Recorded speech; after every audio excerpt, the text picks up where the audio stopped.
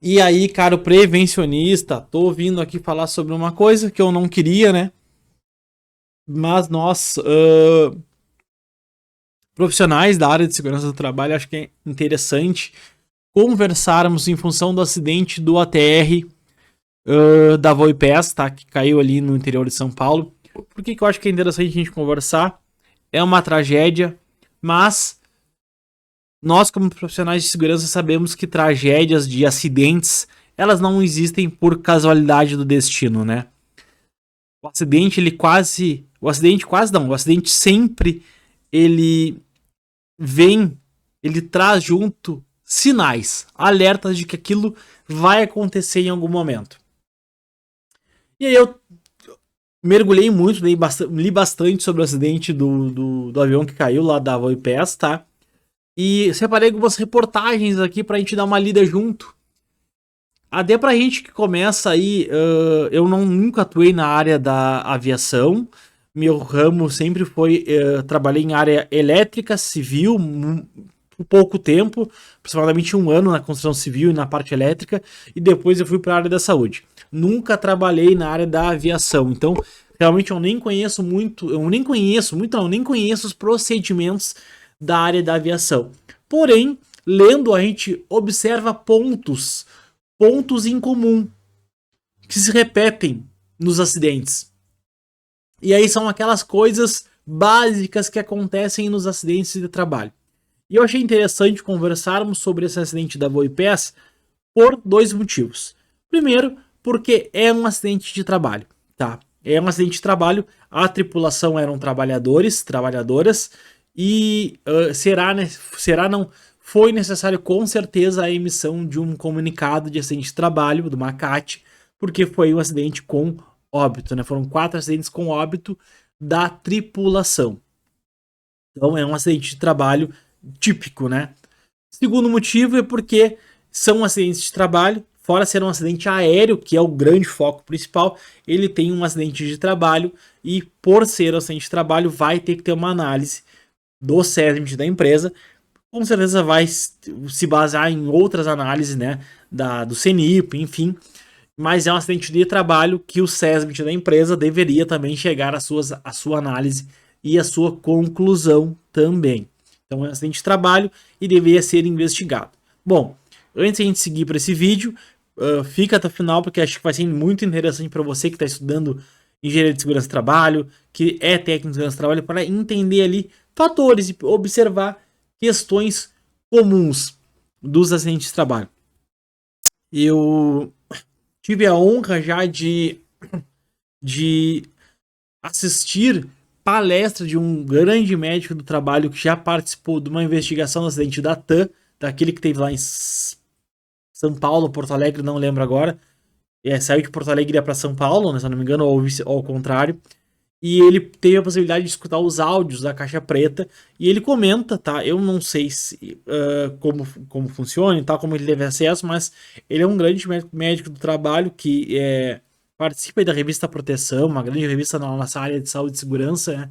Mas ele disse que os áudios daquele piloto, aquele copiloto lá daquele acidente da TAM, ele apontava situações que, observando bem, levavam ali já sinais de possíveis situações como estresse, cansaço, reclamações reclamações de coisas de casa, enfim, tá? Então sempre tem sinais. Bom, te peço aquela inscrição no canal, que compartilhe esse vídeo, que deixe teu like, tá? E que também conheça o nosso site ssnapratica.net. Bora pra vinheta, em seguida a gente já entra falando sobre o acidente da Voipes.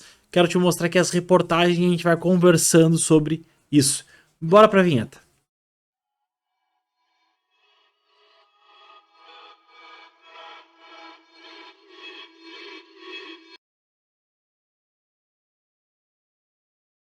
Acidente da Voipes, tá? Eu separei aqui 4 reportagens, tá?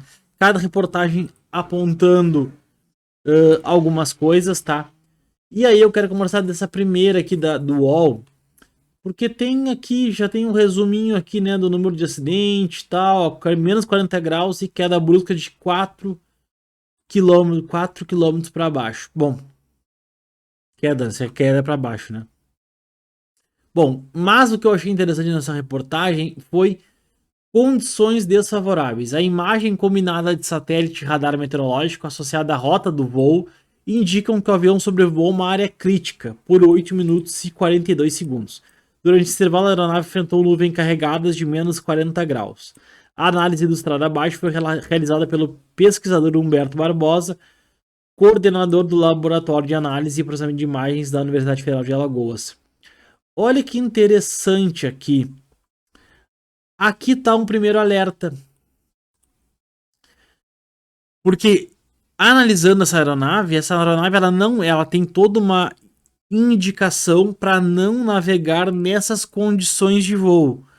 Nessa condição fria, menos 40 graus.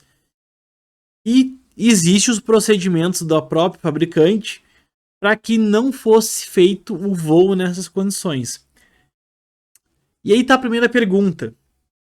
Por que os pilotos voaram nessas condições? Por que os pilotos não desviaram dessa condição meteorológica? Teria como? Pelo que eu li, tinha procedimento indicativo para que não fosse necessário voar nessas condições, que não fosse que os pilotos, né, que a tripulação não voassem nessa condição. Será que os pilotos não perceberam essa condição? Isso é o primeiro questionamento que fica. Essas condições desfavoráveis. Se tinha indicação tanto do fabricante do avião para que essas condições não fossem, que não tivesse o voo nessa condição de tempo severo de frio, de gelo, por que o avião voou nessa condição durante 8 minutos, quase 9 minutos? Então, se tinha a indicação para que isso não acontecesse, fica talvez o primeiro elo ali da corrente, né? O avião sobrevoou uma área que não deveria. Tá? Esse é o primeiro. E deixando bem claro, pessoal, não é apontar culpado, é realmente fazer uma análise mais fria das condições que poderiam ter levado a esse acidente, tá? Então, existia um protocolo para que isso não fosse feito, tá? Se tinha, por que aconteceu esse voo? Segundo site aqui que eu encontrei, que eu achei bem interessante, é que em 2023, olha só, em 2023 teve um incidente com a TR-72 envolvendo formação de gelo. O mesmo modelo que caiu no domingo. E o CENIPA recomendou o reforço de treinamento, tá? Para esses motoristas. E aí foi dada uma orientação à ANAC depois de um incidente grave, onde a tripulação perdeu o controle do avião em 2013. Esse episódio ocorreu com a R-72, tá?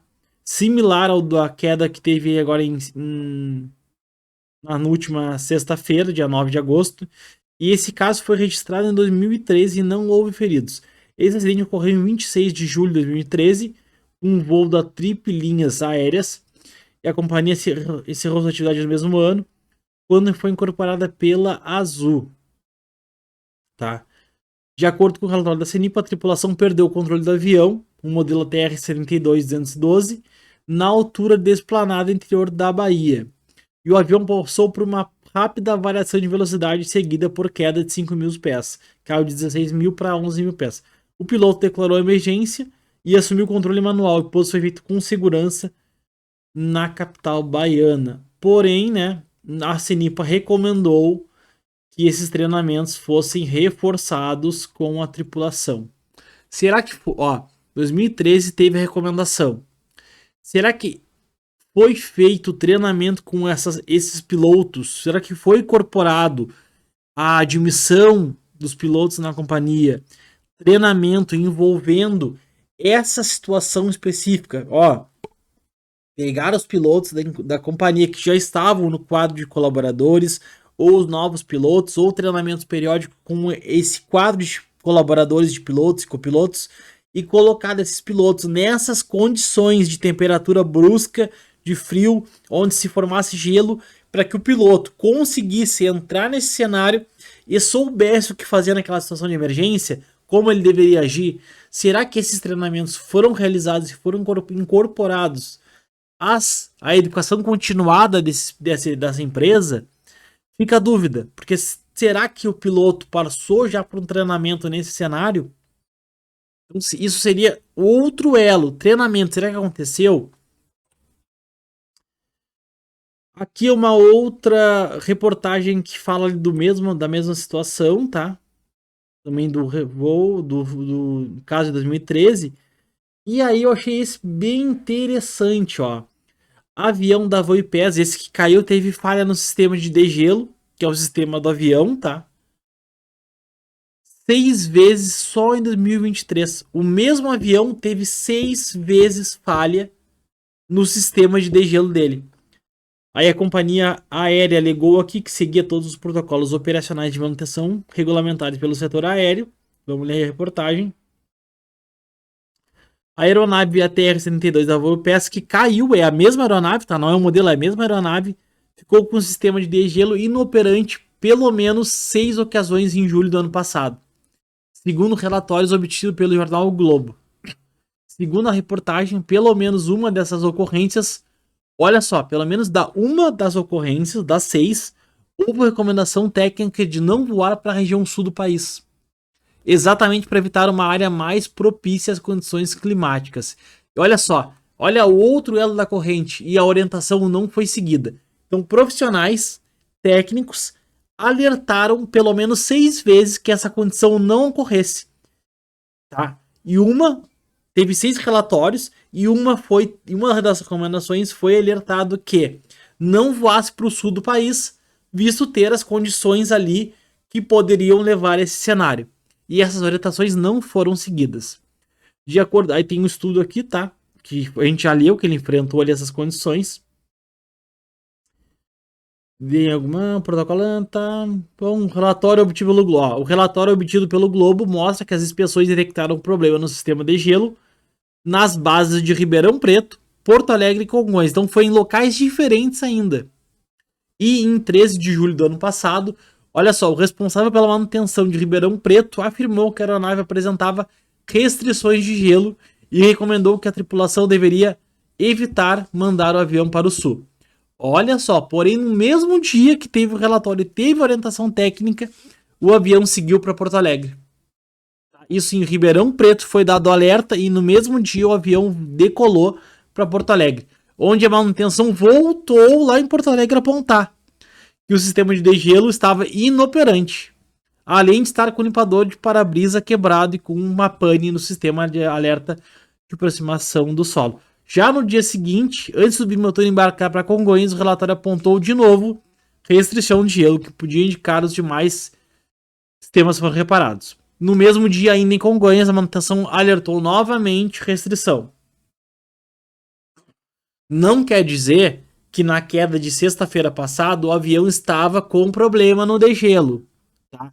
Não estamos falando isso. Porém, o que parece? Vou voltar para minha tela aqui, ó. O que parece, e aí a gente também não pode só trabalhar com suposições, né? Mas a gente tem algumas coisas, são fatos, né? São fatos, não suposições, fatos. A gente tem um fato. A gente não pode se guiar em suposição. Ah, porque teve esses problemas no passado, agora estava inoperante também. Não, a gente não pode ficar nessa suposição. Mas os fatos são que aconteceram 6 relatórios em locais distintos, em dias alternados, apontando que esse mesmo avião que caiu já teve outros problemas ano passado com degelo. A pergunta que vem agora: esses problemas, será que aconteceram de novo? Será que o sistema estava com um problema e foi dado relatório e não foi, e mesmo assim o avião voou com esse problema? Será que o que foi sanado, será que esses problemas foram apontados e o sistema foi sanado e mesmo assim depois apresentou defeito de novo, agora no dia da queda? Enfim, para mim, não conheço a Voipes, tá? Nunca voei com a Voipes, porém, para mim, me mostra que existiam alertas nos relatórios de técnicos de área de manutenção, e isso é muito claro, tá? E a Voipes ignorou os relatórios e o avião voou no mesmo dia, tá? E o avião voou no mesmo dia com os relatórios apontando que não voassem para essa região do sul do país. Então, isso é fato, tá? Então a gente sabe que aconteceu um episódio de 2013 com outra agência, teve recomendações para que as empresas adotassem os treinamentos. Será que teve? O outro aqui fala das condições favoráveis. Existia um alerta sobre não voar do fabricante nessas condições. Por que se voou nessa condição, agora nesse acidente? E o mesmo avião teve 6 relatórios com alertas de sistema inoperante e que não voasse, e mesmo assim voa. Bom, por que eu falo sobre isso e trago isso? Porque é importante vocês enquanto profissionais, quando for necessário fazer uma análise de acidente, olhar todos os cenários. E também eu vi um vídeo do sindicato, não lembro qual é o sindicato, mas da Voe PES lá, um sindicato onde um colaborador da Voe PES fala sobre situações de escala, de desgaste, de estarem trabalhando em escalas mais sobrecarregadas, questão de trabalho mesmo, a sobrecarga de trabalho, enfim. Não pesquisei mais sobre isso especificamente, porque depois eu vi a esposa do finado do piloto comentando que ele estava descansado, então aparentemente não foi o caso, mas enfim. Eu gosto muito de olhar lá o canais do Aviões e Músicas, que ele faz sempre uma análise muito técnica, inclusive ele é um especialista na área, né? Então deixo como recomendação que olhem lá o canal Aviões e Músicas, aqui, o Músicas e Aviões, desculpa aí estar falando sobre isso. Ele é um especialista, mas é legal, legal não, né, gente? Até usei um termo errado, mas para nós técnicos é importante e interessante observar que alertas foram dados.